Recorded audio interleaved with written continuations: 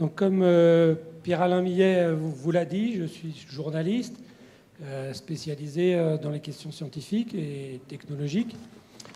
Et dans ma carrière, j'ai pas mal écrit sur le sujet du changement climatique. Le premier article que j'ai écrit sur le sujet date de 1987.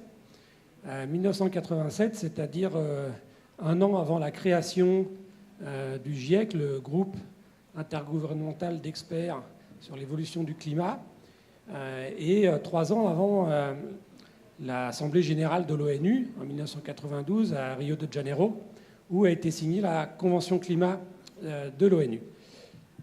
On m'a demandé, Pierre-Alain Millet m'a demandé de vous faire une présentation un peu générale du sujet pour avoir le cadre un peu de réflexion qui explique, justifie toutes les initiatives à caractère plus local ou plus sectoriel qui peuvent être prises. Toutes les informations à caractère scientifique que je vais vous présenter ne sont évidemment pas de moi. Je ne suis dans cette affaire que l'intermédiaire entre la production de la connaissance sur le climat et son évolution sous l'effet des émissions de gaz à effet de serre par l'humanité et le grand public, vous. Et je peux le faire assez facilement parce que les scientifiques, en 1988, ont été la cible d'une demande de la part des gouvernements des pays les plus puissants de la planète à l'époque, on appelait ça le G7, une demande d'expertise, c'est-à-dire d'une demande de réalisation d'une synthèse critique de l'état de la science sur ce sujet, le sujet étant est-ce que l'homme est en train ou pas de changer le climat de la planète avec ses activités industrielles et notamment l'usage des carbones fossiles, le gaz, le charbon et le pétrole. Dans quelle mesure cette intervention de l'homme sur le climat de la planète va-t-il changer ce climat, avec quelle ampleur, avec quelle rapidité, et quelles seront les conséquences de ce changement sur la nature et sur les sociétés humaines, et qu'est-ce que l'on peut faire pour limiter la casse, limiter ce changement climatique qui a déjà commencé en réalité, et s'adapter à la part inéluctable de ce changement, même si l'on fait le maximum d'efforts possibles pour le limiter. Et donc cette expertise qui est réalisée par la communauté scientifique qui se consacre au climat à l'échelle mondiale fait que les journalistes, les citoyens, les gouvernements ont à leur disposition une analyse critique de l'état des connaissances sur le sujet sous une forme qui est beaucoup plus facilement digérable, si je puis dire, que la production scientifique elle-même qui s'exprime sous la forme d'articles très spécialisés, en général en anglais, dans des revues que ne lisent que les scientifiques parce que, pour être franc, il n'y a qu'eux qui sont capables de comprendre ce qui est écrit. Mais vous verrez que je vous ferai aussi quelques considérations à caractère politique, économique et social sur le sujet. Et bien évidemment, là, ce sont des considérations à caractère plus personnel et qui ne relèvent pas d'un consensus entre les scientifiques. Donc commençons par le début, ça chauffe. L'image que vous voyez à l'écran, c'est une courbe de la température de la Terre. Alors peut-être vous demandez-vous, mais quel est ce mystérieux orifice au bas du dos de la Terre où on met un thermomètre et qui nous permet de savoir quelle est sa température? Bon, évidemment, ça n'existe pas. Pour faire cette courbe, d'abord, les scientifiques ont défini ce qu'est la température globale de la Terre. C'est très simple. C'est la température à 1 mètre au-dessus du niveau des sols, c'est-à-dire une station météorologique standard. Mais ça, c'est évidemment seulement au-dessus des terres émergées. Et pour les océans, qui constituent les 3/4 de notre planète bleue, eh bien, c'est la température qui est mesurée à la surface de l'eau, par différents moyens d'observation. Ça peut être des bouées fixes, des dérivantes, des navires, etc., etc. Et puis, on en prend le maximum possible sur l'ensemble de la Terre, on fait une grille, on fait une moyenne arithmétique, et ça vous donne un seul chiffre, qui est la température moyenne de la Terre. Et cette température, comme vous le voyez sur ce graphique qui va de 1880 à 2017 janvier, peut-être peut-être même, ça doit être le dernier, donc cet été, 2017, vous voyez que depuis le milieu des années 70, elle a pris une direction unique vers le haut, alors qu'auparavant, disons que ça oscillait vers le haut et vers le bas. Si on prend comme base de référence les 30 années qui se sont écoulées entre 1880, les 40 années entre 1880 et 1920, et que l'on mesure la différence entre cette base de référence et la température que l'on mesure sur cette courbe en bleu en moyenne annuelle, vous voyez que l'année dernière, on est passé par un pic d'environ 1,3 degré de plus que cette référence. Alors vous vous direz peut-être que 1,3 degré de plus, c'est pas beaucoup. Entre la température de ce matin et la température de ce midi, il va y avoir beaucoup plus de différence. Mais nous sommes en train de parler de la température moyenne de l'ensemble de la planète. Et pour comprendre ce que signifie ce 1,3 degré de plus, il faut faire un petit voyage dans le passé. Il y a 20 000 ans, ici, à Vénissieux, qui n'existait pas, s'il y avait des chasseurs préhistoriques, ils chassaient le mammouth, le renne, le rhinocéros laineux, et ils se couvraient de peau de bête, comme on apprenait à l'école primaire il y a longtemps. Et ils avaient raison de se couvrir de peau de bête parce qu'il faisait vraiment très très très froid. Ce qui est logique, puisque si le chasseur de l'époque prend son baluchon et monte un peu vers le nord, eh bien en arrivant au nord de la Belgique, il va se trouver devant une falaise de glace de plus de 2 km de hauteur. Eh bien, c'était la calotte polaire qui s'était étendue jusque-là, ou s'il avait traversé le fleuve Manche, parce qu'il n'y avait pas de Manche, comme on dit aujourd'hui, puisque la mer était 120 mètres plus bas, puisque toute cette eau était partie dans les calottes polaires canadiennes et sibériennes, eh bien, il se serait rendu compte de ce que ça veut dire quelques degrés seulement de différence. Parce qu'entre la température d'aujourd'hui et la température que ce chasseur préhistorique endurait il y a 20 000 ans, il n'y a que 4,5 voire 5 degrés maximum de différence pour la température moyenne annuelle de la Terre. Et quand il y a eu la déglaciation et le réchauffement de la Terre qui a produit le climat que nous connaissons depuis environ 10 000 ans, eh bien, entre moins 20 000 et moins 10 000 ans, la température moyenne de la Terre ne s'est réchauffée que de 4,5 à 5 degrés seulement.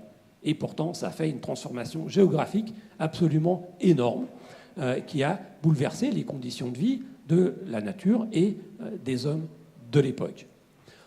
Sauf que la nature, à l'époque, a mis 5000 ans pour faire ce réchauffement de quelques degrés.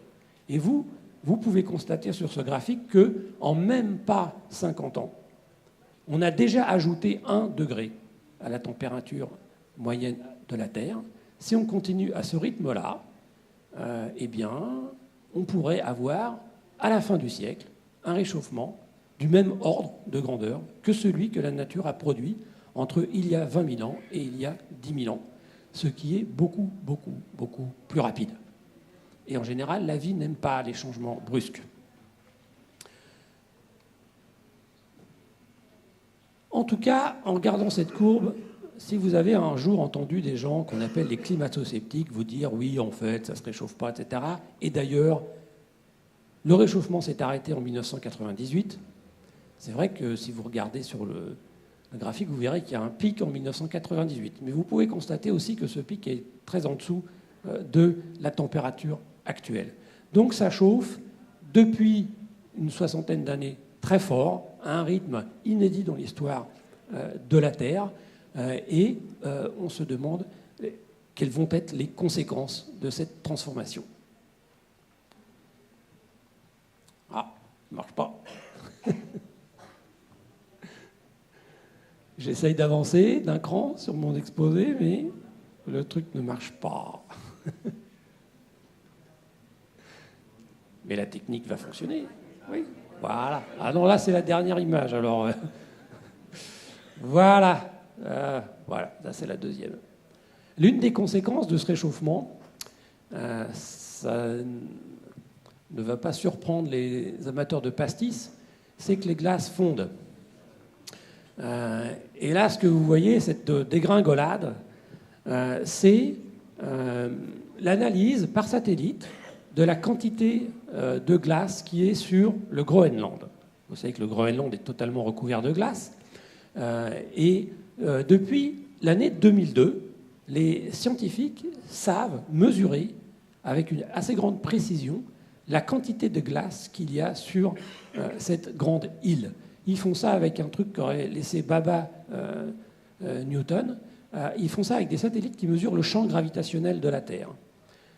Ils sont tellement précis qu'ils sont capables de mesurer année après année les conséquences de chute de neige pendant l'hiver sur le Groenland, puis de la fonte des glaces durant l'été. C'est pour ça qu'il y a une oscillation.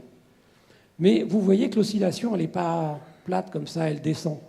Ce que ça veut dire, c'est qu'il y a plus de fonte que d'apport de neige chaque année, depuis au moins 2002, depuis qu'on est capable de faire cette mesure, et que chaque année, en moyenne, depuis cette époque, le Groenland a perdu 286 milliards de tonnes de glace.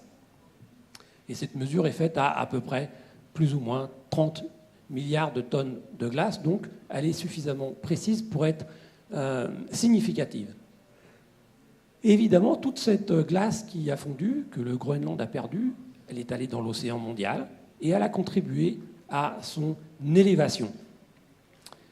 Et je ne vais pas vous faire peur tout de suite, mais quand même, si l'ensemble du Groenland fondait, l'océan mondial monterait de 6 mètres, ce qui serait un bouleversement considérable, menaçant peut-être 1 milliard d'êtres humains dans leur habitation. Cette courbe, c'est le contraire, donc elle monte, c'est celle du niveau mondial de l'océan, c'est un niveau mondial de l'océan. Et lui, il est mesuré par satellite, avec des systèmes hyper précis qui utilisent des radars et des lasers. Les scientifiques savent faire ça depuis pas si longtemps que ça, mais quand même plus longtemps que la gravimétrie pour les glaces du Groenland, puisqu'on fait ça depuis 1993. Et ce que vous voyez, c'est que depuis cette époque, depuis 1993, il y a des oscillations évidemment, mais ça monte à un rythme qui est de 3,2 mm par an, ce qui peut sembler pas beaucoup, mais qui est déjà le double de la vitesse qu'on avait mesurée par des systèmes un peu moins précis, mais tout au long du XXe siècle jusqu'aux années 80 par l'observation des marées. Donc on a multiplié par 2 la vitesse à laquelle l'océan s'élève. Et pourquoi est-ce qu'il s'élève ? Je vous ai parlé de la fonte du Groenland, mais il y a aussi la fonte de la quasi-totalité des glaciers de montagne. Il suffit d'aller dans les Alpes et de regarder les vieilles photos de la vallée de Chamonix d'il y a 150 ans, et on se dit mais où est passée la glace ? Eh bien, elle est passée dans l'océan. Et puis, il y a un autre phénomène qui joue, qui est de la physique de base, c'est que quand vous chauffez l'eau, ça augmente son volume. Alors, dans votre casserole, ça ne se voit pas, mais à l'échelle mondiale, si, ça se voit. Et ce phénomène explique pratiquement le tiers de l'élévation du niveau des océans. Et évidemment, pourquoi l'eau de l'océan mondial se réchauffe ? Parce que l'atmosphère se réchauffe à cause de l'effet de serre que nous intensifions. Cette chaleur se transmet à l'océan. Et d'ailleurs, on peut dire que 90% de la chaleur supplémentaire que le système Terre a à cause de nos émissions de gaz à effet de serre, en fait, va dans les océans et ne reste pas dans l'atmosphère. Et les scientifiques ont mesuré que ce réchauffement, qui au départ n'a concerné que la couche superficielle de l'océan, aujourd'hui est mesurable jusqu'à 1500 mètres de profondeur. Et donc c'est un phénomène qui va durer, parce que, comme vous le savez, l'eau, ça change de température beaucoup moins rapidement que l'air. Et donc ce réchauffement va avoir des conséquences à très long terme. un petit détail quand même. Est-ce que c'est grave, docteur, cette élévation des océans? Ben, je vais vous donner un chiffre. Si on continue à ce rythme,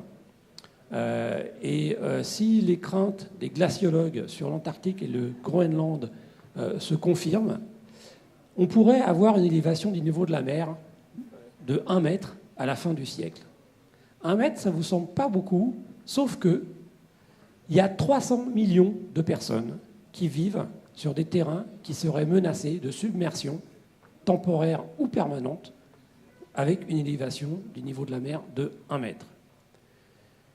Par exemple, de l'autre côté de la Méditerranée, dans le delta du Nil, eh bien, ça veut dire qu'il y a entre 10 et 15 millions d'Égyptiens qui verront leurs habitations ne plus être habitables parce qu'elles seront sous l'eau et qui perdront aussi les champs avec lesquels ils produisent l'alimentation des Égyptiens.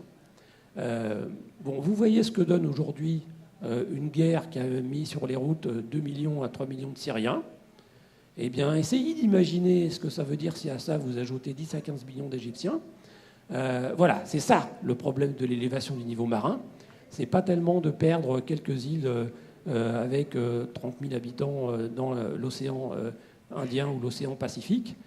C'est entre 2 et 300 millions de personnes qui seront contraints de déménager dans des conditions préparées ou pas préparées. Ça va dépendre de la sagesse des gouvernements du futur, mais c'est toujours un peu imprudent de parier sur la sagesse des gouvernements. Ça, c'est une image que je vous ai mise parce qu'elle est un peu spectaculaire. Une des conséquences du réchauffement et des zones polaires qui se réchauffent plus que le reste de la planète, ça c'était prévu, très bien prévu par les climatologues, c'est que la glace de mer, elle aussi, se rétrécit toujours plus au fur et à mesure que la planète se réchauffe. Vous voyez à gauche la banquise en violet, telle qu'elle était vue par les satellites, parce qu'on mesure la banquise, son étendue par les satellites jour après jour. Le jour est très précis, hein, c'est le 9 septembre 1980. Donc c'est en gros la période de l'année où la banquise est la plus petite, à la fin de l'été. Et vous voyez le même jour de l'année, le 9 septembre 2007, cette banquise toute rikiki, avec le fait que les navires peuvent passer le long du Canada ou le long de la Sibérie. Bon, c'est bien pour le commerce, on va dire. Mais c'est une transformation géographique majeure et on n'en est encore qu'au début du réchauffement que nous avons provoqué. Alors pourquoi ça chauffe? Pourquoi il y a ces transformations dont on a vu quelques éléments très spectaculaires? Mais pour une raison très simple. Depuis la révolution industrielle, l'homme utilise pour subvenir à ses besoins une énergie qu'il tire de 3 matières, le charbon, le gaz naturel et le pétrole, qu'il puise dans le sous-sol. Et quand on brûle ces matières, eh bien, c'est de la chimie qu'on apprend au collège ou au lycée, ça dégage du gaz carbonique, du CO2. Et le problème, c'est que le CO2, c'est le deuxième gaz à effet de serre le plus important de l'atmosphère terrestre, le premier étant simplement la vapeur d'eau. Alors, c'est quoi l'effet de serre? C'est assez simple. C'est que la planète Terre est réchauffée par l'énergie du Soleil, qui arrive sous forme de rayonnement électromagnétique, visible ou invisible. Et évidemment, pour ne pas être sans cesse en train de se réchauffer, ce qui finirait par transformer la Terre en planète Vénus avec 400 degrés, eh bien, il faut que la Terre rayonne vers l'espace, un peu comme un radiateur, la même quantité d'énergie, ce qui lui permet, en théorie, si c'est bien égal, ce qui arrive et ce qui sort, d'avoir un climat stable. Mais en réalité, ce phénomène de réémission vers l'espace de cette énergie, c'est un phénomène très compliqué, qui n'est pas direct, et il y a un phénomène qui intervient et qui est majeur pour expliquer le climat de la Terre, c'est ce qu'on appelle l'effet de serre. C'est que dans l'atmosphère, il y a des molécules qui, lorsqu'elles sont frappées par les rayons infrarouges que la Terre réémet vers l'espace, eh bien, capte ces rayons, vibre et réchauffe l'atmosphère. Et cette énergie, au lieu de s'en aller dans l'espace, est donc conservée dans l'atmosphère sous la forme de chaleur.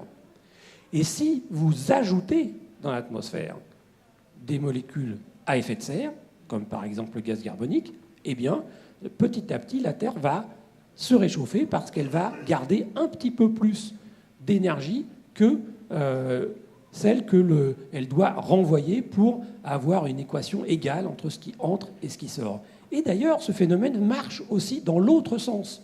C'est-à-dire que si vous enlevez des molécules à effet de serre de l'atmosphère, la Terre se refroidit. Et d'ailleurs, c'est ce qui se passe quand il y a 20 000 ans, une glaciation, la Terre est plus froide qu'aujourd'hui, puis après ça se réchauffe.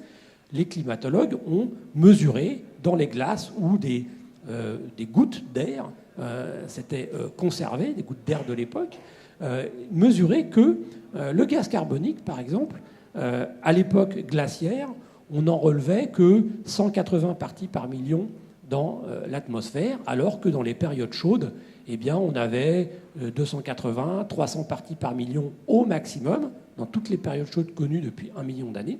Et donc, l'explication et la quantification du phénomène est tout à fait bien connue. Sauf que cette courbe, qu'est-ce qu'elle vous dit? Cette courbe, c'est la mesure de la quantité de gaz carbonique dans l'atmosphère au sommet d'un volcan éteint de l'île d'Hawaï, le Mauna Loa. Et vous voyez qu'elle démarre en 1958. Parce que, enfin 57 en réalité, mais bon. Pourquoi? 57, c'est l'année géophysique internationale. Grande mobilisation des chercheurs du monde entier pour faire des grands programmes d'observation de la Terre. Les soviétiques en profiteront pour lancer le premier satellite, le Sputnik, ce qui leur fera une énorme publicité.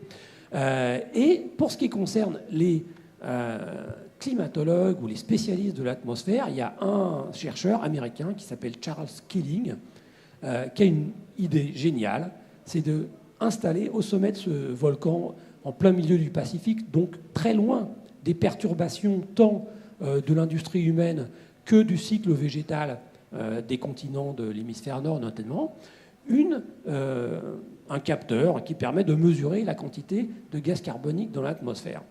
Et si Keeling fait ça, c'est pas par hasard.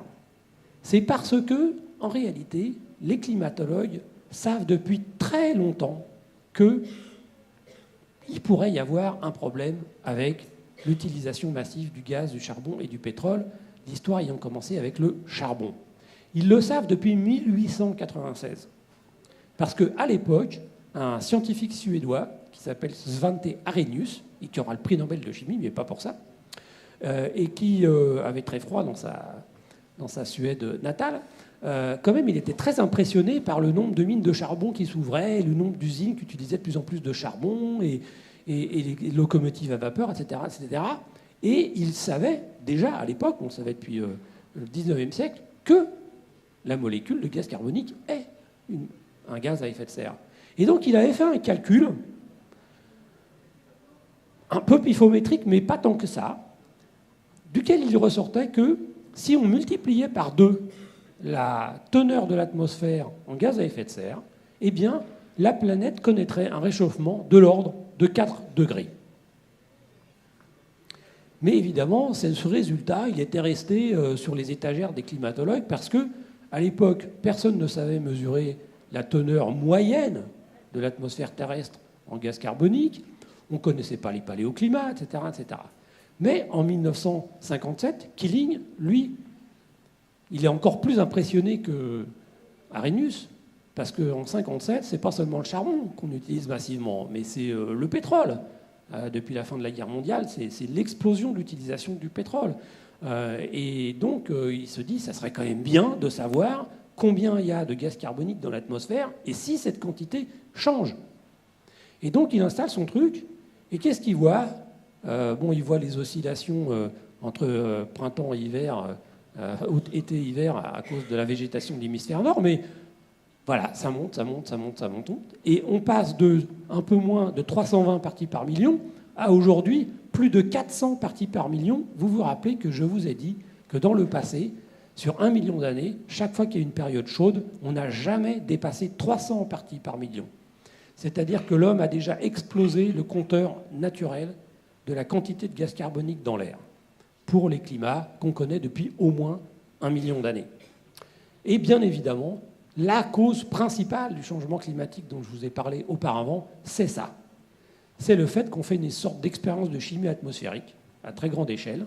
On injecte massivement tous les ans des milliards de tonnes de gaz carbonique en brûlant le gaz, le charbon et le pétrole, et puis en déforestant aussi, notamment dans les tropiques. Eh bien, ça a un effet majeur sur le climat qui est déjà mesurable. D'où vient ce CO2 ? Alors ça, c'est une courbe qui vous indique les émissions de gaz carbonique par les hommes depuis 1860 jusqu'à à peu près aujourd'hui. Et elle est très instructive. D'abord, tous ceux qui croient que le charbon, c'est une histoire du 19e siècle, voire au mieux ou au pire, seulement jusqu'à la Seconde Guerre mondiale, sont un peu étonnés de voir qu'on utilise beaucoup plus de charbon, hein, c'est la partie en marron foncé de la courbe, on utilise beaucoup plus de charbon aujourd'hui qu'il y a 50 ans et encore plus qu'il y a 100 ans. La deuxième cause, c'est évidemment en marron clair, le pétrole, dont la consommation a véritablement explosé à partir des années 50. Au-dessus, en bleu très clair, c'est le gaz naturel. Donc vous voyez que, d'accord, le gaz, c'est une énergie, entre guillemets, propre, ça n'émet pas de particules fines, etc. Mais en tant que facteur de changement climatique, ça se pose là. Et puis, le bleu foncé du haut, c'est la fabrication du ciment, qui émet beaucoup de CO2. Et vous voyez que cette courbe, elle est vraiment exponentielle, comme ça, et que la partie du bas qui représente la déforestation, autant il y a une soixantaine d'années, c'était la moitié de ce que l'homme faisait pour changer le climat, aujourd'hui, c'est devenu une part très petite. Qu'est-ce qu'il y a derrière ces émissions ? À quoi servent-elles, finalement ? Eh bien, elles servent aux hommes et aux femmes, et aux enfants et aux vieillards à vivre. C'est avec ça qu'on a construit nos habitations, qu'on a mis sur pied une agriculture qui utilise des tracteurs, des engrais, etc., qu'on a construit des routes, des moyens de transport, des voitures. C'est avec ça qu'on a construit tout l'électroménager que vous avez chez vous. C'est avec ça que les hommes travaillent, c'est avec ça qu'ils se nourrissent, etc., etc. Et c'est bien ça le nœud du problème. Mais tout le monde n'est pas égal aux autres dans cette affaire. Là, ce que vous voyez sur ce graphique un peu, c'est que l'espèce de vase que vous voyez là, ça représente les émissions de gaz à effet de serre par les hommes, mais on les a classées en fonction de la richesse ou de la pauvreté des êtres humains, des 7 milliards d'êtres humains qu'il y a sur la planète. Et qu'est-ce que vous voyez ? Que si vous prenez la moitié de l'humanité, 3,5 milliards de personnes, en commençant par les plus pauvres, et en remontant jusque la moitié des êtres humains, eh bien tout ça, ça n'émet que 10% des gaz à effet de serre émis par l'humanité. Et à l'inverse, si vous prenez que les 10% les plus riches, à eux seuls, ils émettent la moitié. Il ne faut pas vous leurrer. La quasi-totalité des habitants de l'Europe de l'Ouest font partie soit des 10% les plus riches, soit du 10% d'en dessous. C'est-à-dire que même le SMICAR français, qui n'est pas si riche que ça, on va dire, il émet quand même beaucoup plus de gaz à effet de serre que couche moyenne du Niger, on va dire. Et ça, qu'est-ce que ça veut dire ? Ça veut dire qu'au cœur du problème climatique, il y a un problème social. Tout simplement parce qu'il est hors de question de dire à cette moitié de l'humanité, 3,5 milliards d'êtres humains, que pour ne pas changer le climat dans des manières dangereuses pour nos descendants, il faudrait qu'ils restent à leur niveau de vie qui est très lié à la quantité d'énergie dont on dispose. Il y a une statistique qui est terrible de ce point de vue, c'est que si vous corrélez à l'échelle mondiale la maternité infantile et maternelle, les femmes qui meurent en couche et les bébés qui meurent avant de 1 an, avec la quantité d'électricité disponible dans le pays, vous allez voir qu'en dessous de 3000 kWh par tête de pipe et par an, il y a une corrélation d'airain. Moins il y a d'électricité, plus il y a de morts. Donc on se dit quand même que ça serait mieux pour l'humanité que les bébés et les mamans meurent moins en leur fournissant l'électricité dont ils ont besoin pour accéder à des conditions de vie meilleures. Ce que ça veut dire aussi, c'est que c'est totalement impossible d'espérer maîtriser nos émissions de gaz à effet de serre si on ne diminue pas celles des 10% les plus riches. C'est une utopie totale de croire ça. Mais il n'y a pas que le social au cœur du problème climatique. Il y a un problème technologique. Il existe des énergies non carbonées qui n'utilisent ni gaz, ni charbon, ni pétrole, et qui donc sont susceptibles de contribuer à résoudre les problèmes économiques et sociaux sans bouleverser le climat de la Terre. Je vous ai donné juste, c'est seulement un exemple.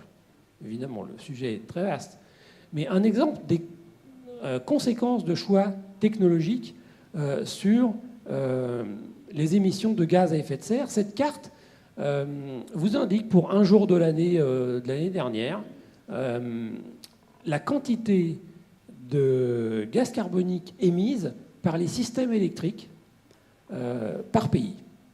Et vous voyez qu'on peut passer de seulement quelques grammes, ça c'est pour le verre, de CO2 par kilowattheure à plusieurs centaines de grammes, jusqu'à 700 grammes de CO2 par kilowattheure produit. Donc il y a des différences énormes en termes de carbonation des systèmes électriques. Certains sont très propres, émettent très peu de gaz à effet de serre, et d'autres en émettent énormément. À l'échelle mondiale, la fabrication, la génération d'électricité par les centrales à charbon et à gaz est l'une des causes majeures des émissions de gaz à effet de serre. Et ce que vous voyez à l'échelle de l'Europe, c'est des très grandes différences entre les pays. Vous voyez qu'il y a quelques pays verts, très verts, la Suède, la Norvège, la France, un peu la Belgique, et qui sont à seulement quelques grammes ou quelques dizaines de grammes de CO2 par kilowattheure produit. Il y a des pays moyens, c'est le marron clair, donc vous avez l'Italie, l'Espagne, la Roumanie par exemple. Vous avez des pays en marron assez soutenus, comme l'Allemagne, et puis vous avez des pays noirs, comme la Pologne, et très simplement, quand on est dans le marron foncé et dans le noir, c'est qu'on utilise beaucoup de charbon pour générer son électricité. Pour ce qui concerne les technologies qui permettent d'être dans le vert, en général, c'est un mix entre l'hydraulique et le nucléaire, parfois sans nucléaire, hein, comme pour la Norvège, par exemple, qui permet d'avoir ces performances. Et donc, il y a des choix technologiques à faire, très importants.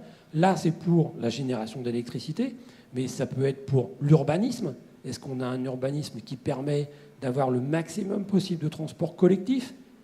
Si en plus c'est avec une électricité décarbonée, c'est le jackpot, au sens où on peut avoir accès à beaucoup de transports en émettant très peu de gaz à effet de serre. Pour l'agriculture, il y a des modes de culture qui sont plus ou moins émetteurs de gaz à effet de serre, pareil pour l'élevage. Bref, il faut creuser à fond cette piste-là, puisque, comme je vous l'ai dit auparavant, la piste de rester pauvre n'est probablement pas celle qui est à suivre. Et donc, si on fait les bons choix, on aura la possibilité de choisir entre deux mondes pour demain. Sur les graphiques où vous voyez la map monde, vous voyez que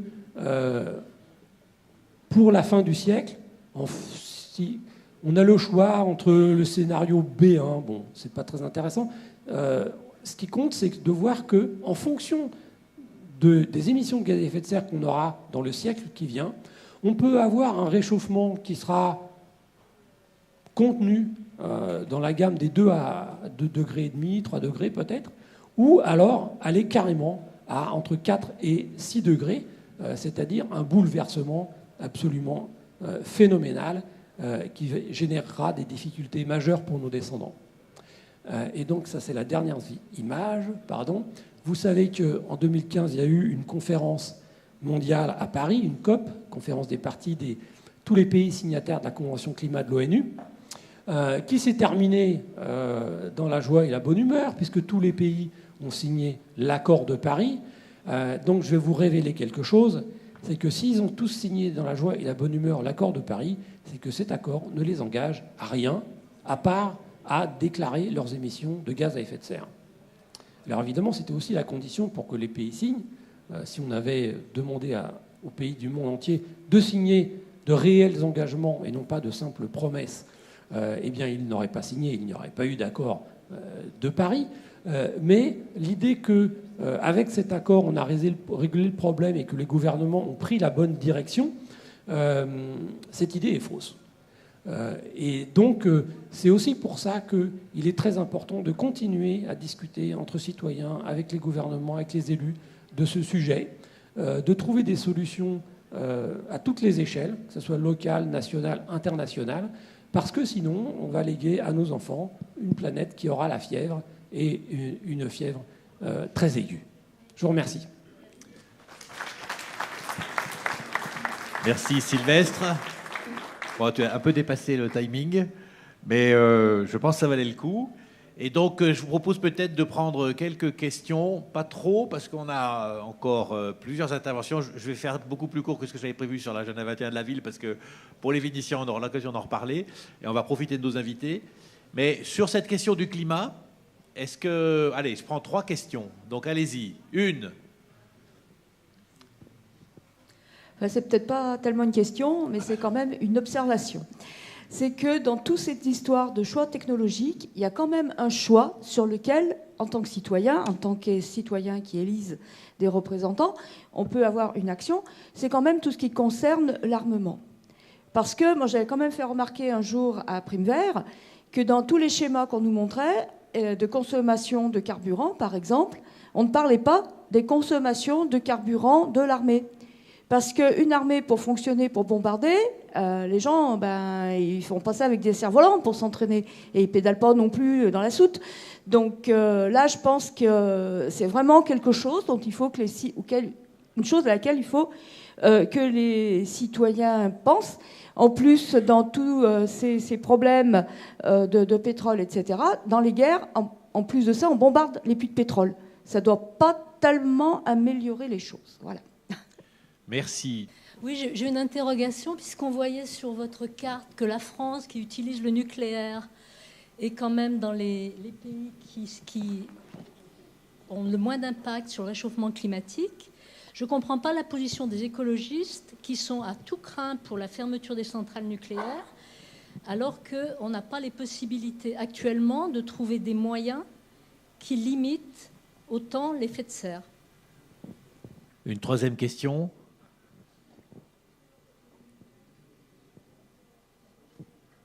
À moins, voilà, je dis à moins qu'on ait une réponse peut-être dans la salle.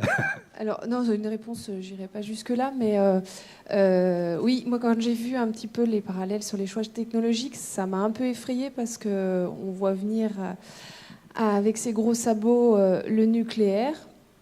Or, ce qui est bien, c'est qu'on voit qu'en Norvège, on peut être vert sur la carte sans nucléaire.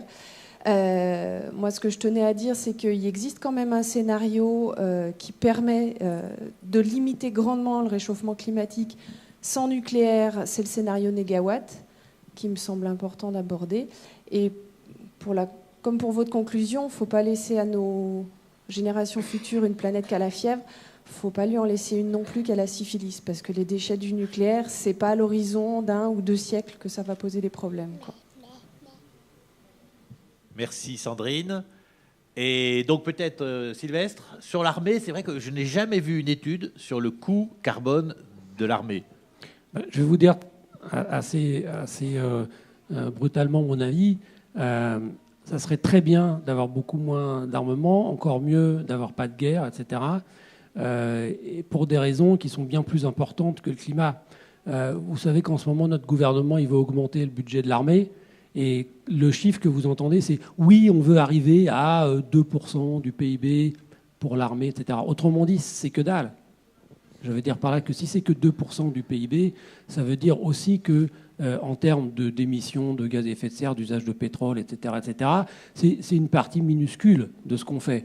Donc, moi, je dirais qu'il faut avoir une politique de désarmement, qu'il faut lutter contre les guerres, qu'il faut essayer de vivre dans un monde en paix, tout simplement parce que les guerres, ça tue, et que l'armement, c'est une dépense, comment dire, qui n'est pas intéressante pour les gens. Je préfère qu'on fasse des parcs et jardins. Mais l'argument climatique, finalement, il n'est pas très important c'est dans cette affaire-là.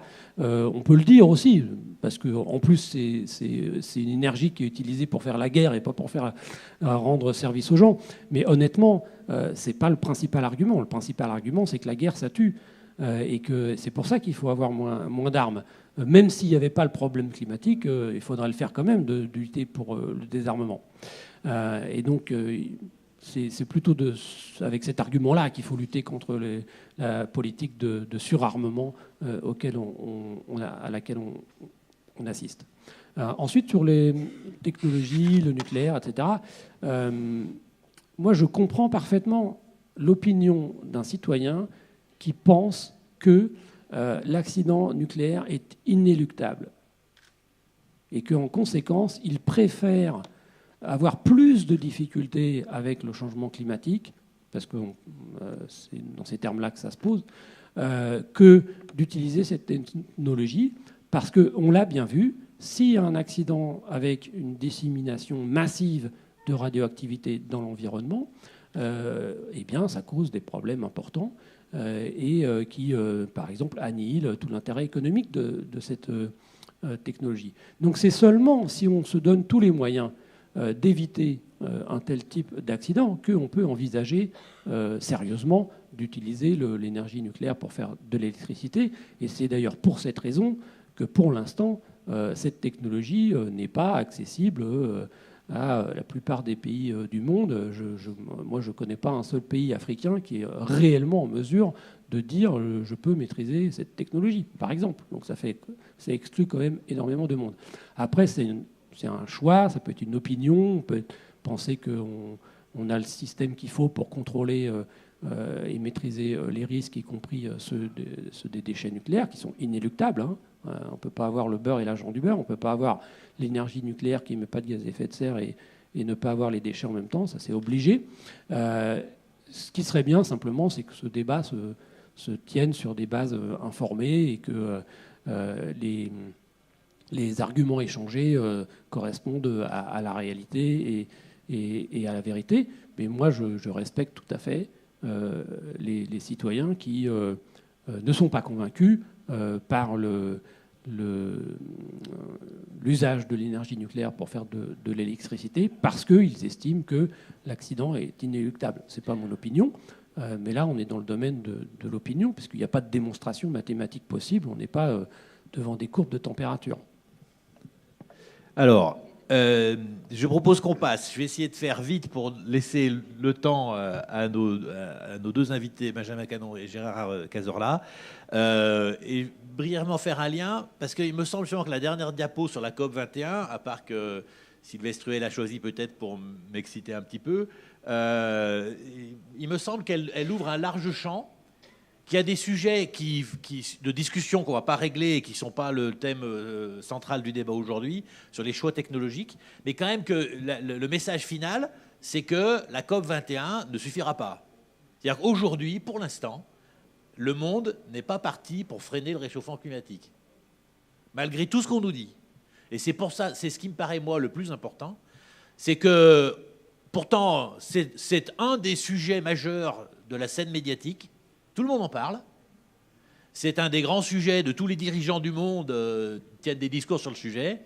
Et pourtant, on n'est pas parti pour le changer. D'ailleurs, quand la COP21 a dit que peut-être on pouvait arriver à 1,5 degré, en fait, Sylvestre Huet, d'ailleurs, a un article sur son blog qui montre que le 1,5 degré, il est déjà dans l'atmosphère.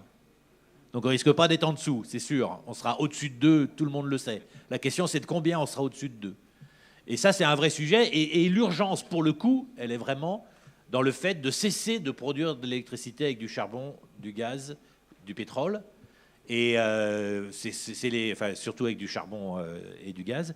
Et c'est effectivement le sujet essentiel. Cela dit, ça, c'est un débat qu'il faut avoir. C'est pour ça que, personnellement, je pense que quand on dit qu'il faut agir local et penser global, je suis toujours un peu méfiant parce que je pense qu'il faut aussi agir global.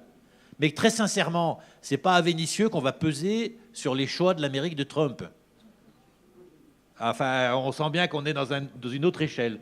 Donc voilà. Cela dit, ce n'est pas parce qu'on ne peut pas agir sur les choix de Trump qu'on n'a pas d'immenses chantiers qui sont ouverts pour nous ici. Et c'est vrai que la manière dont on produit l'électricité est un vrai débat public. Cela dit, il y a la manière dont on la produit, puis il y a comment on s'en sert, c'est-à-dire l'énergie de manière générale. Il y a aussi tout le champ de ses usages. Et les usages pour habiter, se déplacer, consommer, ce sont des usages sur lesquels nous, on a des pistes d'action. Et c'est pour ça qu'on a un agenda 21 dans lequel le nouvel agenda 21, donc je vous invite pour ceux qui ne l'ont pas à aller le chercher, il est à différents endroits dans la salle. Ce nouvel agenda 21, il cherche à donner une plus grande dimension aux enjeux économiques et sociaux parce que, donc à la manière dont on se loge, dont on se chauffe, dont on consomme, dont on achète, dont on se déplace, parce que sur tous ces sujets, à la fois on a des leviers d'action, on a des expériences et on a un enjeu justement sur comment nous, sur notre rapport justement à l'énergie. Et ces sujets, même quand on a des différences d'opinion sur la question de comment on produit l'électricité, on peut avoir de larges travails en commun sur la manière dont on utilise les énergies en général. Alors l'agenda 21, je ne vais pas faire beaucoup plus long, on a essayé de faire un gros effort sur les enjeux économiques et sociaux pour une raison, c'est que dans une ville qui est marquée par les fractures sociales, qui est marquée par la précarité, par la pauvreté, par les difficultés sociales, on sait bien que l'environnement ne peut pas se poser comme étant quelque chose qui viendrait à côté des enjeux économiques et sociaux. En quelque sorte, on sait bien tous que beaucoup de gens vont nous dire « Oui, les dépenses sociales, c'est bien, c'est vrai qu'il faut aider les gens en difficulté, cela dit, ça coûte trop cher. Et donc, quelque part, on ne peut pas, hein, comme disait l'autre, on ne peut pas accueillir toute la misère du monde. » Et moi, je pense qu'au contraire, et c'est ce qu'il faut qu'on arrive à démontrer, et c'est une des ambitions de cet agenda 21, je pense que les fractures sociales, les inégalités sociales sont insupportables pour tous. On ne peut pas vivre dans un monde dans lequel on a des gens qui crèvent sur le trottoir, où on veut passer pour aller acheter son pain. C'est pas vrai. Et à l'inverse, le service public, l'action collective, elle peut être utile à tous. Ce qu'on fait dans la ville de Vénissieux, toutes nos actions, elles ne sont pas dirigées spécifiquement sur les personnes les plus en difficulté. On cherche à construire des outils, des services publics, qui sont utiles à tous. Donc ça, c'est vraiment un enjeu. Et prendre les questions environnementales du climat, mais aussi les questions de la place de la nature en ville, les questions de la gestion des déchets, les prendre avec le souci de répondre à tous, et donc, en prenant en compte les questions économiques et sociales, c'est un peu ce que l'on veut faire avec cet agenda 21. C'est pour ça qu'on a donc deux invités, donc Gérard Cazorla. Je vous laissais découvrir l'agenda. J'avais prévu de le présenter, c'est son plan, mais j'ai pas le temps. Donc Gérard Cazorla, qui est donc de la Scopti, ils disent. Moi, je disais Scopti, mais on dit Scopti à Marseille.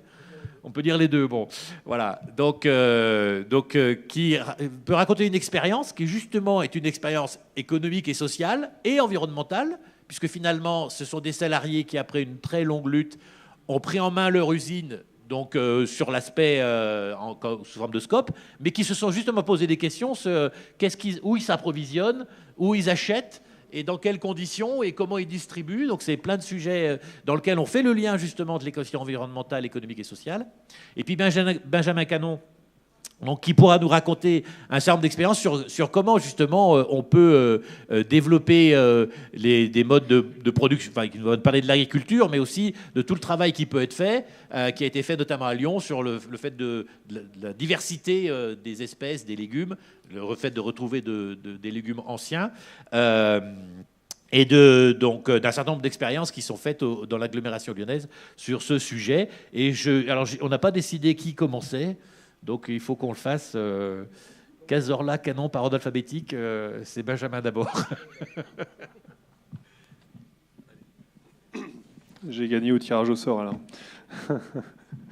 Oui, donc Benjamin Canon, moi je représente le fonds de Natura. Alors en quelques mots pour vous situer un peu, le fonds de Natura c'est un fonds de dotation. C'est un mot un peu barbare, mais c'est un peu le même principe qu'une fondation.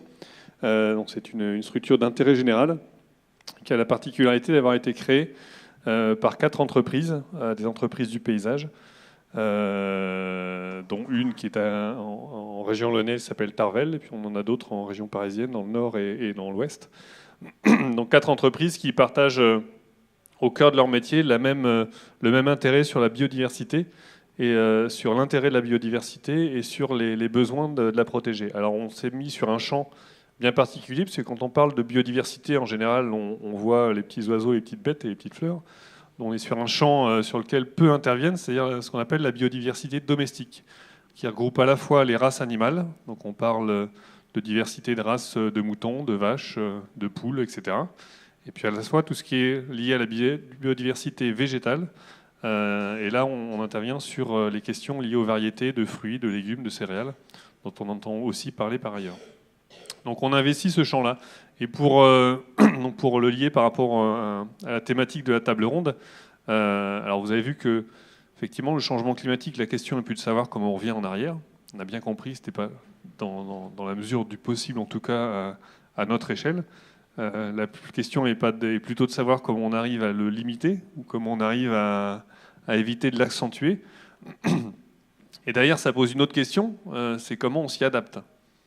On parlait tout à l'heure de baisse de terres émergées, donc on sait qu'on va avoir de moins en moins de terres, qui plus est des terres qui en général sont très peuplées, très fertiles aussi. Donc ça pose la question de la nourriture, donc on va avoir autant de bouches, voire plus à nourrir, avec une diminution des surfaces productives. Et derrière, ça pose la question aussi de comment nos végétaux vont pouvoir s'adapter. On le voit là sur ne serait-ce que, alors, on a toujours du mal à évaluer sur des événements courts la part liée à la saison et liée au changement climatique. Mais là, on accentue entre des années qui sont très sèches, des années qui sont très humides, des printemps qui ressemblent plutôt à l'automne, des étés qui ressemblent un peu à des saisons pluvieuses. Donc voilà, on a ces phénomènes-là qui, d'un point de vue agricole, posent des problèmes et nous posent des questions sur comment nos variétés de fruits, de légumes, de céréales vont être capables de s'adapter, ou comment on va être capable de les adapter pour continuer à produire une alimentation qui soit abondante, tant qu'à faire, qui soit de qualité, et qui corresponde aussi à des enjeux de société actuels, c'est-à-dire comment on arrive à produire en étant socialement et environnementalement responsable. Et c'est sur ces questions-là que l'on travaille, et notamment avec un axe. Alors il y a plusieurs réponses, hein, on n'en a pas.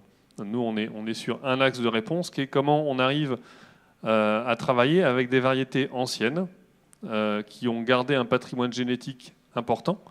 Comment on arrive à retravailler à partir de ces variétés-là pour identifier dedans des capacités de telles tomates à résister à des phénomènes de sécheresse, de telles variétés de blé à résister à des problématiques de champignons qui nécessitent des traitements suffisants. Mais on sait qu'on a dans des variétés qui viennent notamment, qui étaient cultivées avant la Seconde Guerre mondiale, on retrouve ces capacités-là, que l'on a oubliées un peu après.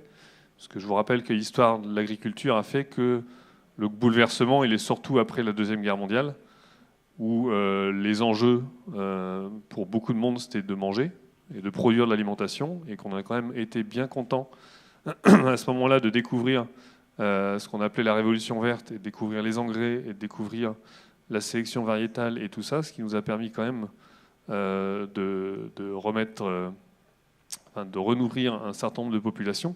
Ce qui nous permet aussi aujourd'hui, c'est aussi dans ce sens-là où moi je le vois, c'est ce qui nous permet aussi aujourd'hui, depuis une vingtaine d'années, de se poser d'autres questions.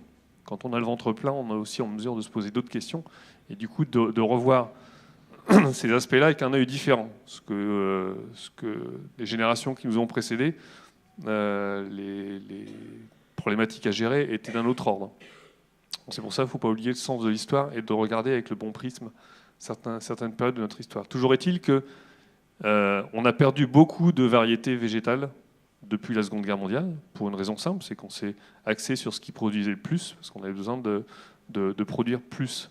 Aujourd'hui, on s'aperçoit qu'on a besoin de produire plus, mais de produire mieux, dans des bonnes conditions. Et en plus, on a des questions qui sont liées sur l'utilisation de produits phytosanitaires, sur la qualité nutritive de ces variétés-là. Et puis un troisième axe qui est comment on va arriver à trouver des variétés qui vont être capables de résister à des phénomènes d'inondation ou à des phénomènes de sécheresse et ce genre de choses. Donc ce que l'on fait concrètement, alors vous avez, je vous invite pour ceux qui ne sont pas passés à aller voir l'exposition que l'on a sur l'Institut Vavilov. En quelques mots, l'Institut Vavilov, c'est la plus ancienne banque de semences au monde. Elle est basée en Russie, à Saint-Pétersbourg.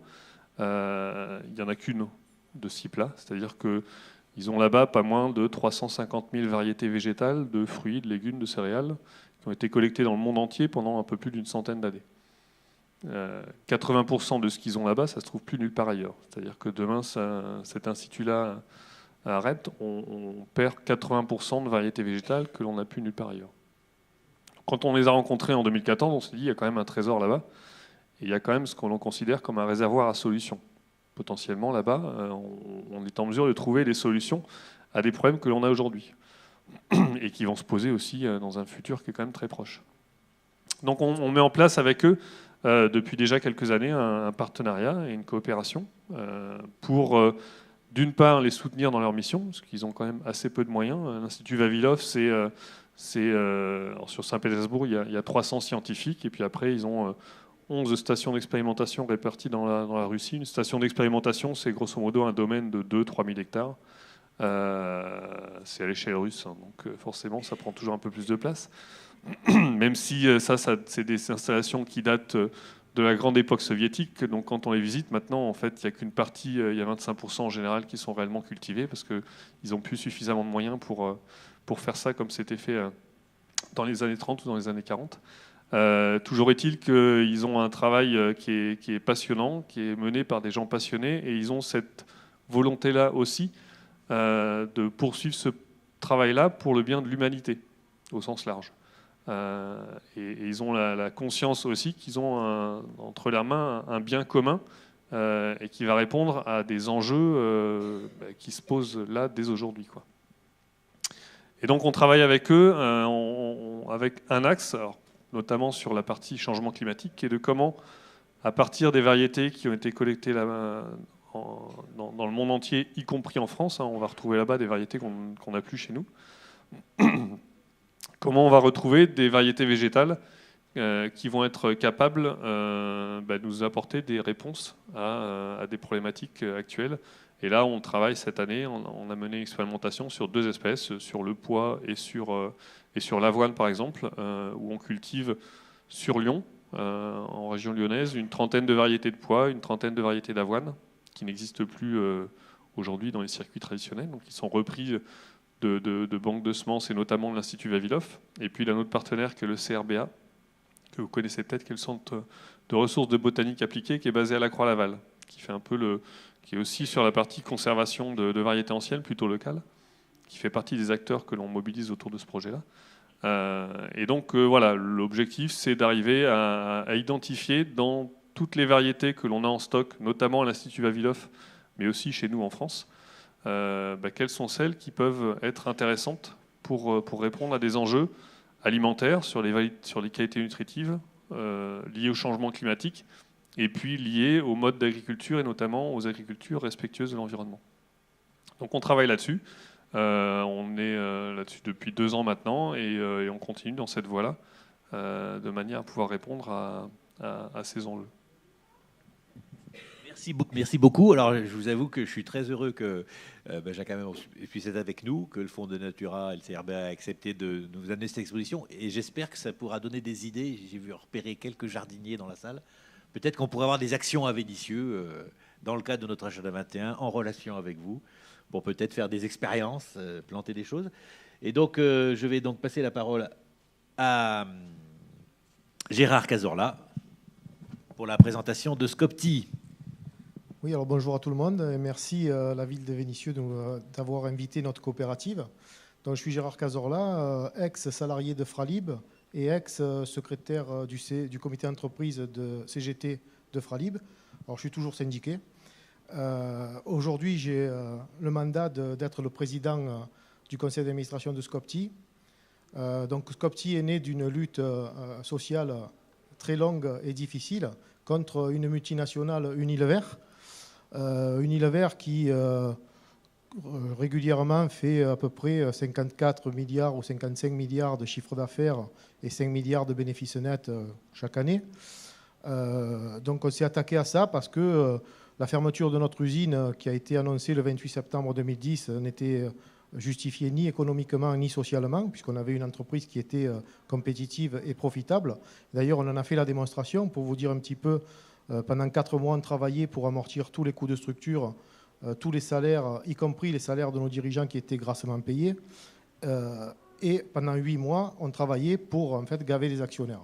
Donc là-dessus, ça n'a pas été contesté par Unilever. Donc on s'est lancé dans une bataille avec 2 axes. Le premier, c'était de conserver notre outil industriel et l'autre, c'était de conserver nos emplois, bien sûr. Je peux vous dire que l'outil industriel, on avait promis que pas un boulon sortirait de cette usine et je peux vous garantir que pas un boulon est sorti de l'usine.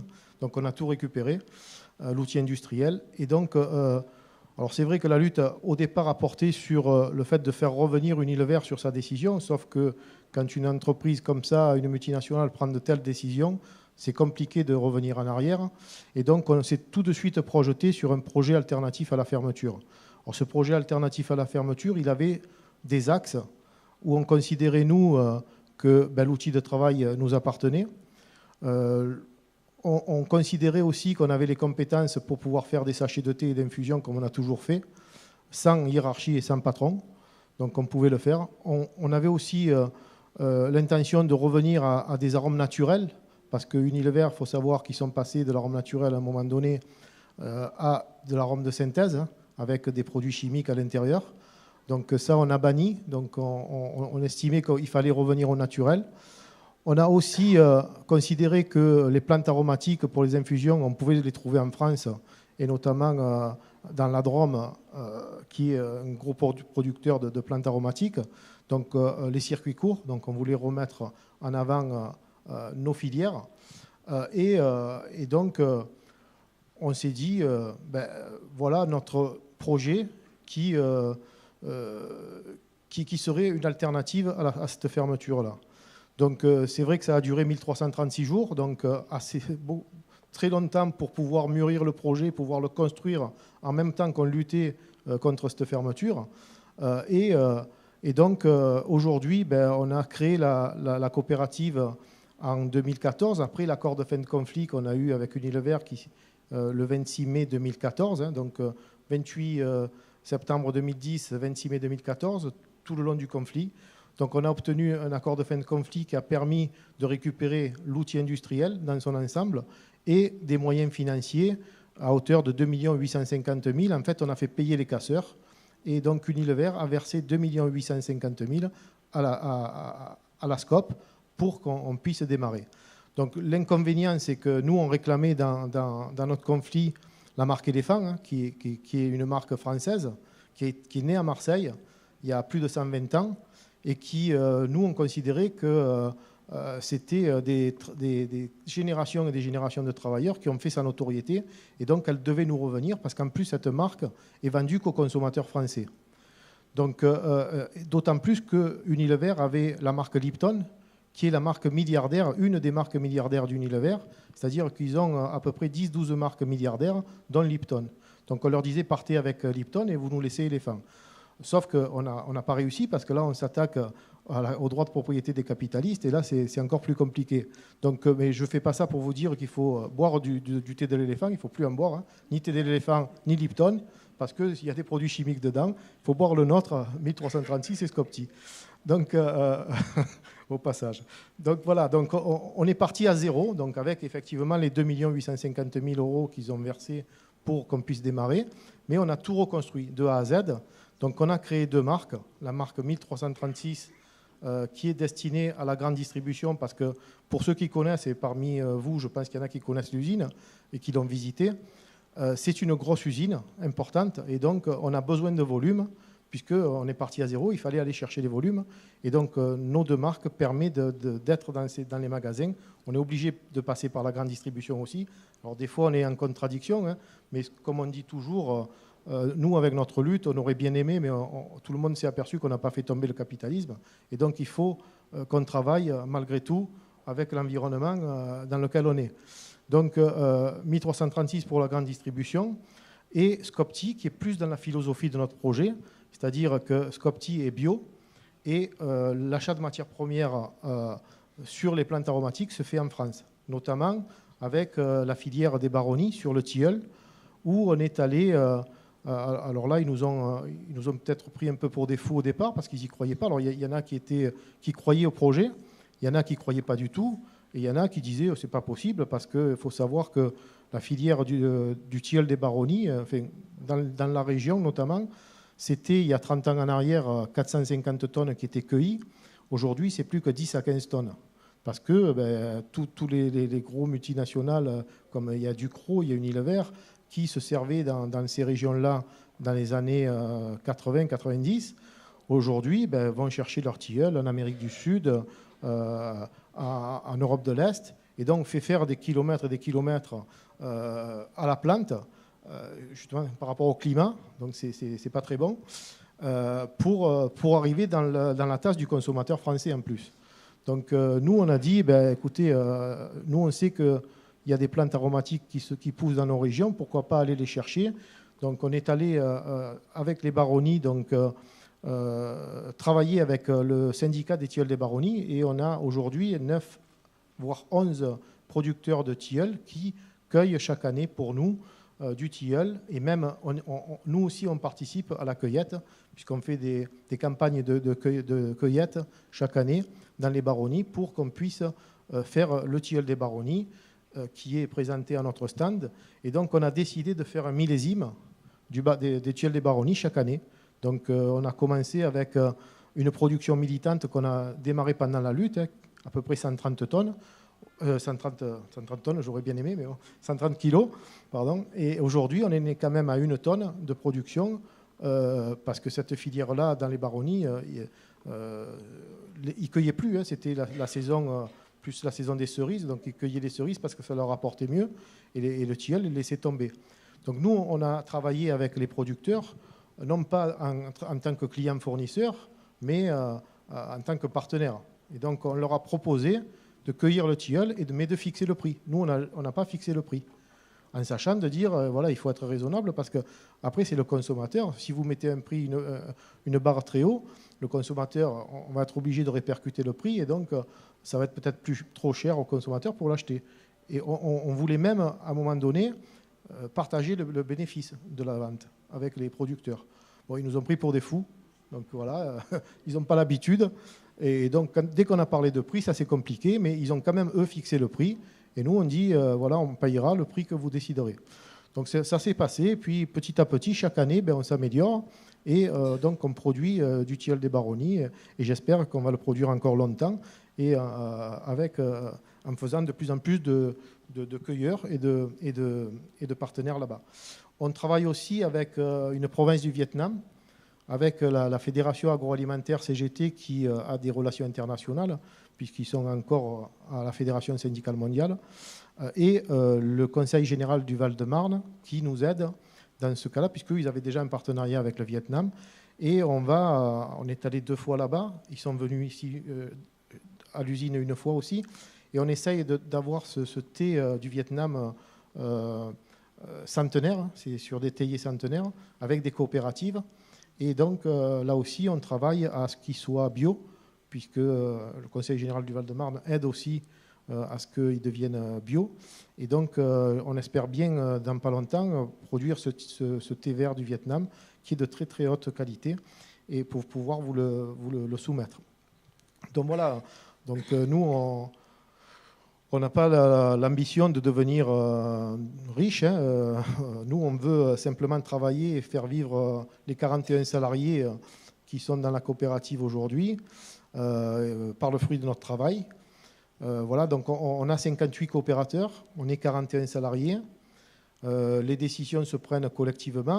Alors, c'est compliqué quand même de faire fonctionner la démocratie, hein, parce que ce n'est pas si facile que ça non plus.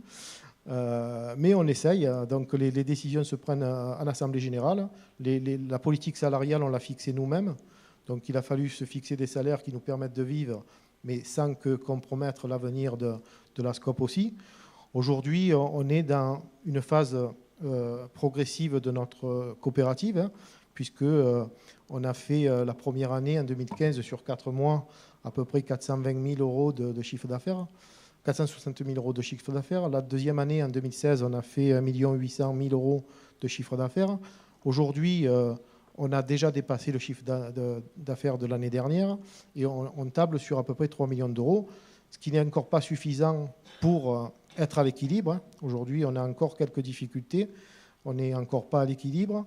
Donc, on a pris quelques mesures aussi sur la mise en place d'un e-boutique par l'association Fra Liberté qui a été créée pendant la lutte, qui aujourd'hui promouvoit les marques 1336 et Scopti et participe à des initiatives comme ici et comme bien ailleurs aussi, dans des congrès, pour à chaque fois promouvoir nos marques et vendre aussi sur un stand.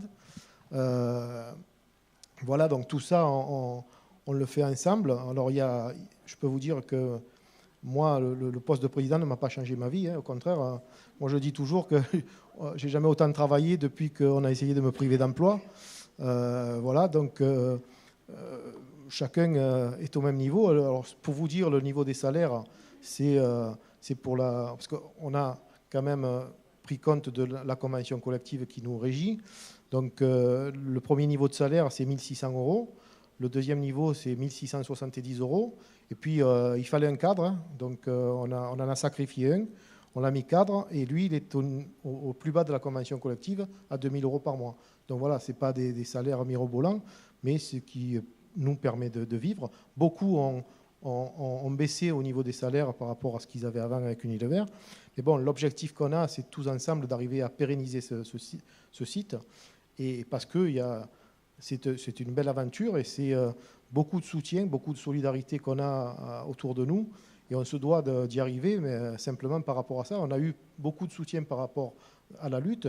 Aujourd'hui, ce n'est pas retombé. On a toujours beaucoup de soutien parce qu'en plus, on a lancé une campagne de sociofinancement, comme on a. Enfin, en anglais, ils appellent ça le cross-funding. Moi, je ne suis pas trop anglais, mais on appelle ça, nous, sociofinancement ou financement participatif.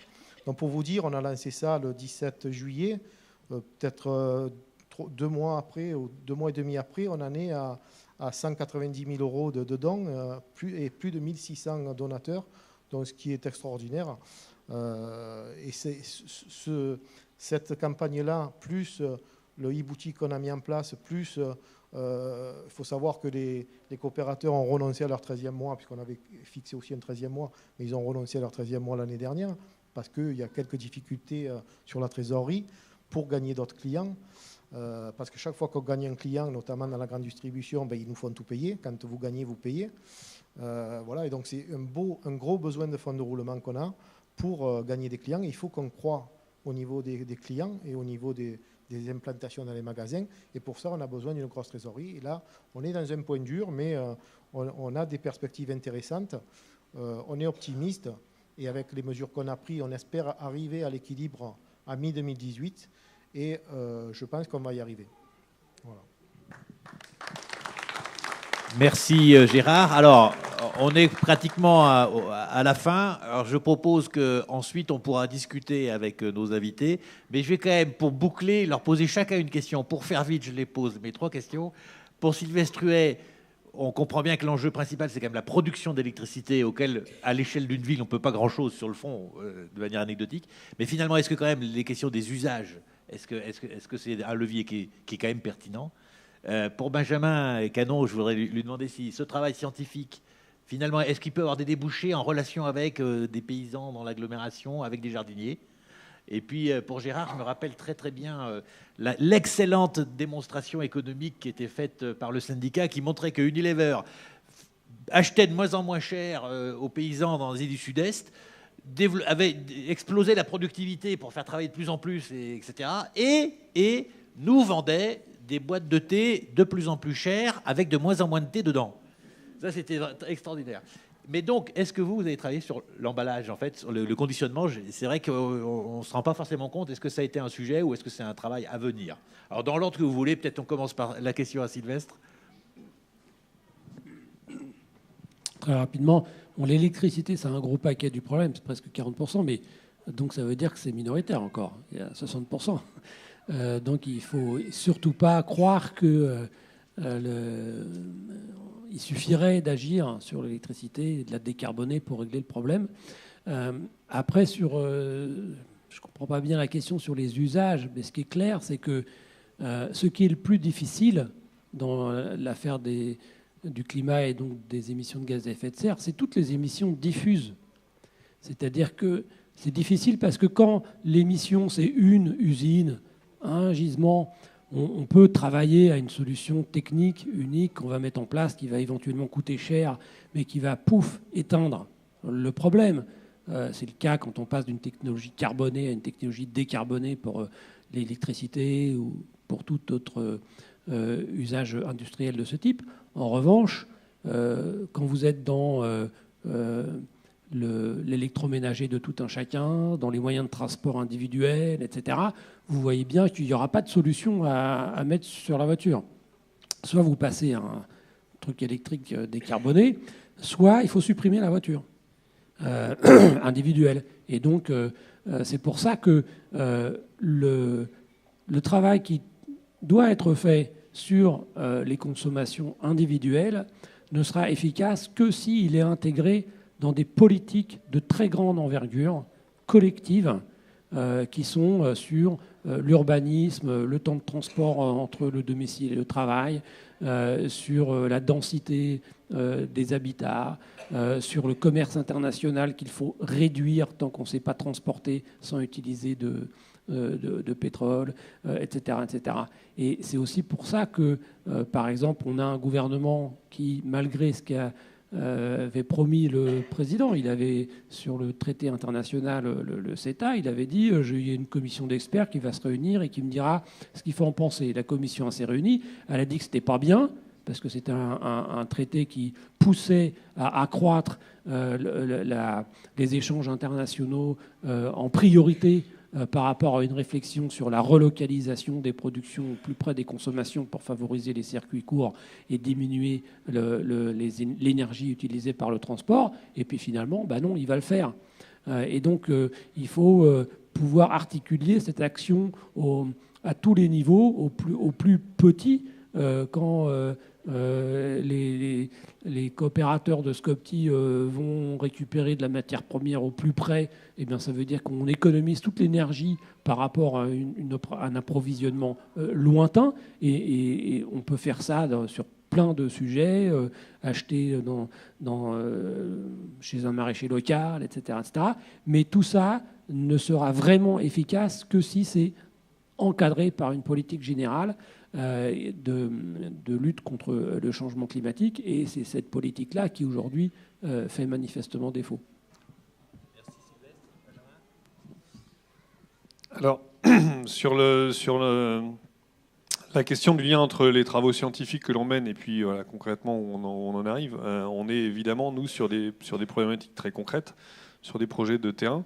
Le projet que l'on mène, quand on le remet un peu en perspective, il est en plusieurs phases. D'abord, c'est de conserver ce qui existe encore, avant que ça ne disparaisse. Là, il y a une notion d'urgence derrière ça, puisque potentiellement, on perd régulièrement des variétés, encore aujourd'hui. Donc de conserver l'existant, de l'étudier pour mieux comprendre ce que l'on a sous la main, et notamment de l'étudier sous un angle nouveau. C'est comment ça peut faire face à des nouveaux besoins. Ça, c'est des choses qu'on ne connaît pas. Autant on sait que tel fruit est précoce, se récolte à telle période, fait des fruits de telle couleur, à tel rendement. Mais après, sur les capacités nutritives, sur la résistance au changement climatique, notamment, on n'a pas d'éléments. Donc c'est pour ça où on a une phase scientifique d'étude de ces variétés-là. Après, une fois qu'on a décelé celles qui nous intéressent, il faut produire des graines. C'est-à-dire qu'avant de commencer à mettre ça dans les mains de maraîchers, il faut qu'à partir d'un sachet de graines, on arrive à avoir des sacs. Ça demande un petit peu de temps et un petit peu de surface.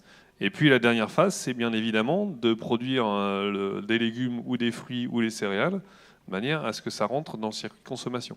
Sur ces deux dernières phases-là, la production de semences et la production de légumes, de fruits ou de céréales, on est en train de travailler justement pour utiliser des surfaces, comme c'est le cas sur Vénissieux, des surfaces périurbaines qui sont aujourd'hui des surfaces agricoles, où on se dit, voilà, il y a des choses intéressantes à mener sur ces surfaces-là, parce que d'une part, elles sont proches des villes, donc proches des bassins de consommation. C'est une façon de leur redonner une valeur autre que de la production de céréales classique qui peut être menée déjà aujourd'hui. Et puis c'est une façon aussi de rendre acteurs les citoyens d'une ville ou de l'agglomération dans des projets qui les concernent directement, parce que même si on parle de production agricole, vous êtes les premiers bénéficiaires de cette production-là, donc à un moment donné, le lien, il est important et l'implication, elle est importante. Oui, alors sur le PAC, donc comme je vous ai dit, on a tout reconstruit, donc il a fallu quand même qu'on se fasse aider parce que nous, on n'avait pas toutes les compétences, on savait produire, mais marketing, on ne savait pas trop, vente, on ne savait pas, donc il a fallu se faire aider, mais par une petite structure plutôt militante. Donc on a construit ce PAC ensemble, hein, donc ça a été un processus, ils sont venus à l'usine pendant une semaine, ils ont posé des questions, ils ont pris la vision qu'on avait de notre marque, de notre future marque. Et donc, on a eu 3 propositions à un moment donné, et puis 1336 est sorti naturellement. Et c'est ça qu'on a choisi. Et Scopti, parce que par rapport à la philosophie de notre projet, donc on a créé 1336 et Scopti, les packs que vous avez vus. Sauf qu'on a commencé à les faire évoluer, puisque c'est clair que nous, on fait des produits de qualité, et on ne fait pas la même merde qu'Unilever. Enfin, Unilever, voilà, ils font la merde, nous on ne fait pas de la merde. Hein. Donc, le consommateur, c'est clair qu'au niveau du prix, on est plus cher. Et souvent, dans les magasins, on nous met entre Lipton et Éléphant. Alors, je ne sais pas pourquoi, si c'est pour l'histoire, mais alors qu'on n'est pas concurrentiel avec eux, c'est clair. On est plutôt concurrentiel avec type les 2 marmottes, voire quelques produits comme ça. Et donc, le consommateur ne voyait pas obligatoirement la différence de qualité sur notre boîte. Donc, on a mis une pastille pour l'instant qui garantit sans arôme artificiel. Parce que dans beaucoup de thé d'infusion, il y a de l'arôme artificiel. Comme je disais, les produits chimiques. Donc, nous, on a voulu faire ressortir que nos produits sont sans arôme artificiel.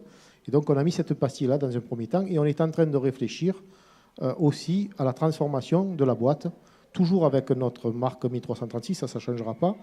Je vous rassure, mais voilà, un autre packaging qui, entre parenthèses, alors ça ne nous plaît pas trop, nous, de nous dire ça, mais bon, c'est comme ça. Comme je vous dis, on est dans le marché capitaliste, donc il faut aussi s'adapter par rapport à ce qui se fait. Et donc, on n'est pas, soi-disant, dans les codes du marché avec notre pack à nous, parce qu'il est différent, donc il faut y mettre plus de fleurs, plus de couleurs, plus de choses comme ça. Donc, on a fait faire une étude là, professionnelle, dont elle nous est... elle nous a été remise la semaine dernière, et donc on est en train de réfléchir justement à changer le packaging de notre boîte pour vendre un peu plus et essayer d'acquérir des consommateurs qui sont pas obligatoirement, qui connaissent pas Scopti, qui connaissent pas notre histoire, mais pour être consommés de plus en plus. Voilà. Bien, merci à vous 3, merci à tous. Et puis donc, pour ceux qui le souhaitent, on vous a préparé... Pardon ? Qu'est-ce que j'ai oublié, Cécile ? Non mais vas-y, dis-le. Le CABV veut dire un petit mot, il n'y a pas de problème. Lucio, tu veux dire un mot ? Oui, non, mais c'était plus dans l'échange. Non mais je me disais qu'on pouvait se retrouver autour du casse-croûte en circuit court et continuer à discuter. Mais si tu veux dire un mot, vas-y. Non, moi je voulais parler surtout de la passerelle. Ah. Allez, prends un micro et dis, parle.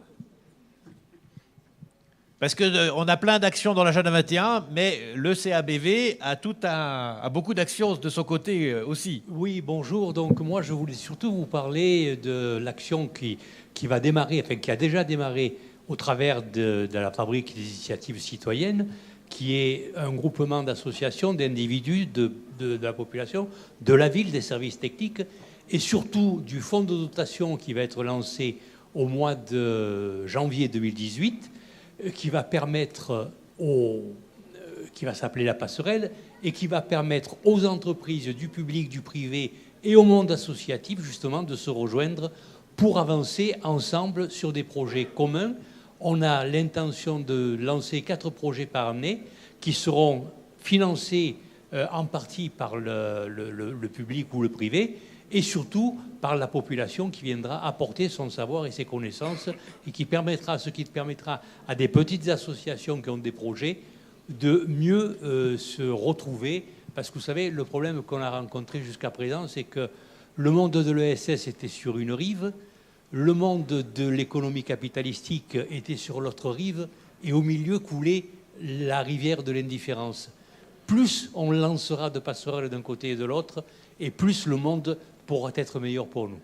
Bon, merci Lucio, et merci à tous. Et je vous propose de nous retrouver, Cécile, c'est derrière, sur le chapiteau qui est derrière. À tout de suite.